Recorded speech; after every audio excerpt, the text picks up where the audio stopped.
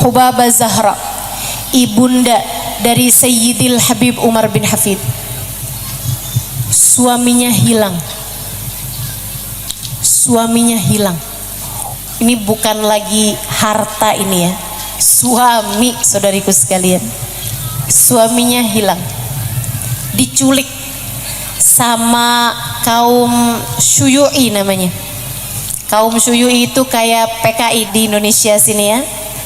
Gitu kan, kaum komunis pada masa tersebut menjajah Yaman pada masa itu, membunuhi para ulama-ulama, salah satunya ayahanda dari guru kami Sayyidil Habib Umar bin Hafid.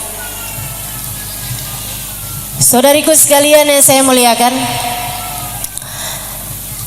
suaminya hilang. Beliau sedih tentu saja, akan tetapi enggak sebegitunya meraung-raung, merintih-rintih. Sedih, tapi ya mau gimana lagi, dititipkan kepada Allah Subhanahu wa ta'ala, bahkan tanpa dendam. Ini orang kalau enggak ada dunia di hatinya, kalau yang diagungkan cuma Allah Subhanahu wa ta'ala, mudah memaafkan kesalahan orang lain. Saudara sekalian, beberapa tahun yang lalu ada Habib Ali Al-Jufri, salah satu murid dari Habib Umar bin Hafid. Dia datang ke majelisnya Habib Ali Al-Jufri, menangis-nangis. Ada seseorang datang ke majelisnya Habib Ali Al-Jufri di sebuah negara. Dia menangis-nangis di hadapan Habib Ali Al-Jufri. Beliau bilang, "Bib, antum ini kan muridnya Habib Umar bin Hafid. Saya minta tolong pada antum untuk menyampaikan nih, apa yang jadi penyebab saya nggak bisa tidur bertahun-tahun lamanya. Susah tidur, susah makan enak." Dia bilang, "Kenapa? Dulu berapa puluh tahun yang lalu, saya diantara mereka yang menculik ayahanda Habib Umar bin Hafid." Dia bilang, "Sekarang saya bertaubat. Saya minta tolong untuk sampaikan salam permintaan maaf saya kepada Habib Umar bin Hafid dan kepada seluruh keluarganya, terutama kepada ibundanya, kepada semua saudara-saudarinya." Habib Ali Al-Jufri berjumpa dengan Sayyidil Habib Umar bin Hafid. Dia menceritakan dan menyampaikan amanat dari orang ini. Saudara sekalian, tahu apa kata Habib Umar? Habib Umar sembari tersenyum mengatakan, "Sampaikan padanya kalau kamu berjumpa lagi, kami sudah memaafkannya dari hari-hari pertama dia menculik ayahanda kami. Kami, ibu saya dan semua putra-putrinya sudah memaafkan mereka semuanya sejak hari-hari pertama mereka menculik ayahanda kami." Saudaraku sekalian saya muliakan, tak ada dendam, tak ada permusuhan. Faham bahwa segala urusan tak bisa terjadi kecuali dengan izin Allah. Ibunda Habib Umar, Hubabah Zahra, saudariku sekalian yang saya muliakan, sepanjang hidupnya beliau kalau doa nggak ada gitu bilang, "Ya Allah, balaslah orang-orang yang telah menculik suami saya." Nggak pernah. Atau gitu ya, minta, "Ya Allah, saya sekarang sudah janda gitu, tolong saya ya Allah, gantikan untuk saya suami yang lain gitu, yang lebih kaya, yang lebih ganteng, yang lebih berilmu." Nggak pernah. Beliau pun juga nggak minta, "Ya Allah, gantikanlah gitu sekurangnya dengan anak-anak yang kemudian menjadi kaya raya biar saya bisa menikmati kehidupan di dunia." Tak pernah. Saudaraku sekalian yang saya muliakan, Hubabah Zahra dalam malam-malam beliau senantiasa sholat malam, nggak pernah tinggal. waktu saya nulis buku Bidadari Bumi, saya ingin memasukkan salah satunya adalah Hubabah Zahra. Tapi tak banyak yang saya tahu mengenai beliau selain senyumnya yang tidak pernah hilang ketika berjumpa dengan siapapun, dan selain ingatannya yang senantiasa kepada Allah Subhanahu wa taala. Kami pernah duduk bersama-sama dengan beliau di suatu malam. Kami sedang membaca zikir bersama-sama, kemudian mendengarkan ada yang baca qasidah gitu. Tiba-tiba lampu mati. Saat lampu mati, hampir semua orang berteriak, "Ha!" gitu. Teriak, kecuali Hubabah Zahra. Begitu lampu mati, Hubabah Zahra segera berdoa, "Allahumma nawwir kuburana ya Rabb." Ya Allah, terangkanlah kubur kami ya Allah. Begitu gelap, yang diingat Allah, yang diingat akhirat, minta kepada Allah, ya Allah terangkanlah kubur kami, katanya. Subhanallah. Ketika saya menulis buku Bidadari Bumi itu, saya minta kepada cucunya untuk menceritakan tentang neneknya. Saya sedang menulis buku Bidadari Bumi, bolehkah diceritakan tentang beliau? Ternyata kemudian putri-putri beliau menuliskan kisah-kisah mereka bersama dengan Hubabah Zahra dan mengirimkannya kepada saya. Salah satu dari kisahnya, salah satu putrinya bercerita seperti ini. Saya sewaktu belum menikah tinggal bersama dengan Hubabah Zahra.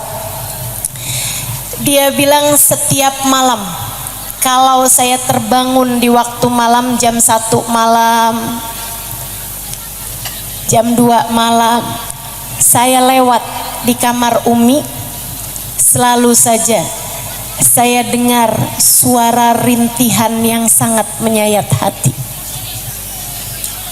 Saya buka pintu, saya mau tahu apa yang sedang dilakukan ibu saya. Ternyata Hubabah Zahra di atas sejadahnya yang sudah usang, sesudah solat yang panjang, beliau menengadahkan tangan seraya berkata, "Ya Allah, ampunilah kami, ampunilah kami. Ya Allah, terimalah kami sebagai hamba-hambamu. Ya Allah, ya Allah, ya." Demikian keadaan para walinya Allah Subhanahu wa ta'ala. Saudariku sekalian, hati yang tidak mengagungkan selain Allah. Putri yang lain bercerita, dia bilang Hubabah Zahra seumur hidupnya tidak pernah meninggalkan tahajud kecuali satu malam. Malam itu kegiatan beliau sangat banyak, ada urusan-urusan. Beliau tidur di larut malam. Ketika beliau bangun, terdengar suara adzan subuh. Beliau bangun dengan berteriak. Beliau bangun dengan kaget setengah mati. Beliau bilang, "Adzan, adzan, astagfirullah, adzan." Beliau nyaris gak bisa turun dari tempat tidur. Beliau nyaris gak bisa berdiri dari tempat beliau tidur di bawah itu ya, karena dengar suara adzan yang artinya sudah terlewat waktu untuk bangun malam. Beliau gemeteran kakinya seraya mengatakan, "Adzan, magumtul lailah, saya nggak bangun malam hari ini, saya nggak sholat malam hari ini, astagfirullah, astagfirullah, samihni ya Rabb, samihni ya Rabb, ampuni saya ya Allah, ampuni saya ya Allah, ampuni Zahra ya Allah, ampuni Zahra ya Allah." Dengan linangan air mata beliau pergi ke kamar mandi untuk berwudu. Putri-putrinya bercerita, hari itu sampai dengan larut malam, air mata Hubabah Zahra tak henti mengalir. Beliau menangis sepanjang hari karena beliau tidak bangun malam hari itu. Maafkan Zahra ya Allah, maafkan Zahra ya Allah. Zahra gak bangun tadi malam menghadap mengagungkanmu. Maafkan Zahra ya Allah, maafkan Zahra ya Allah. Bagaimana denganmu teman-teman? Kamu nangis kalau apa? Hilang duit. Kamu nangis kalau apa? Hah? Kalau suamimu hatinya berbagi dengan perempuan lain. Kamu nangis karena apa? Karena kamu merasa difitnah orang, disakiti orang. Apa yang kamu tangiskan teman-teman? Lihat bagaimana para wali-walinya Allah Subhanahu wa taala. Hati mereka tak terisi kecuali Allah. Mereka tak pernah membiarkan ada siapapun atau apapun bertahta di dalam hati mereka. Mereka adalah orang-orang yang berani berkata, ma fi qalbi ghairullah. Di hati kami tak ada selain Allah.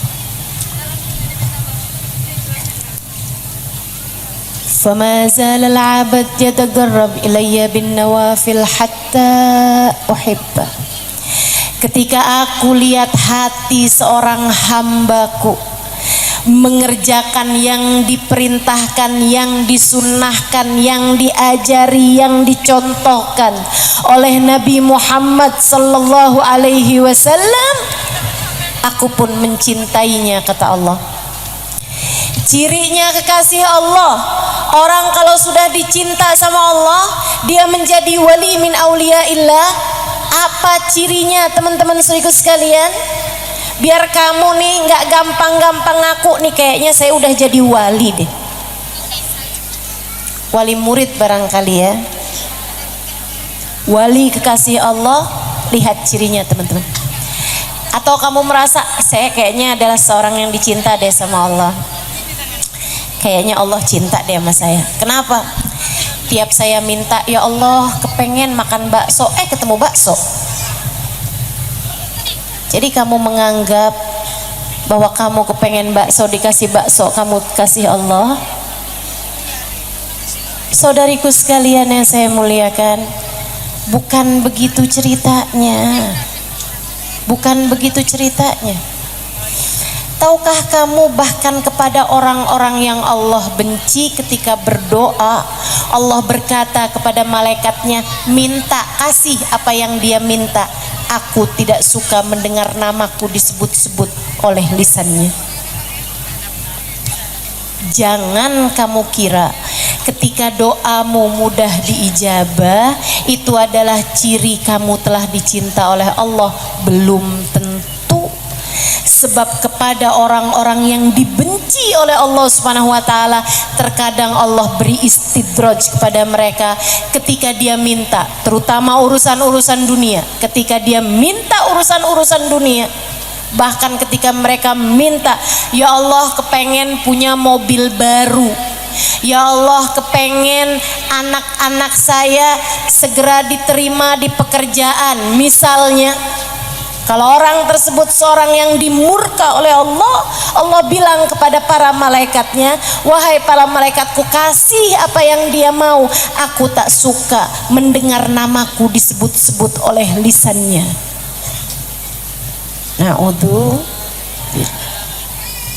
Terus cirinya kekasih Allah apa?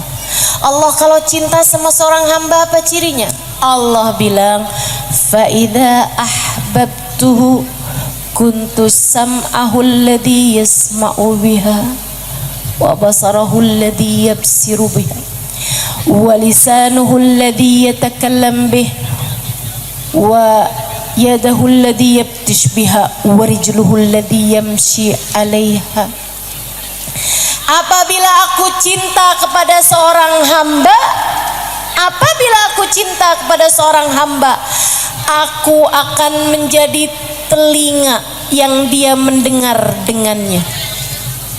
Apa artinya?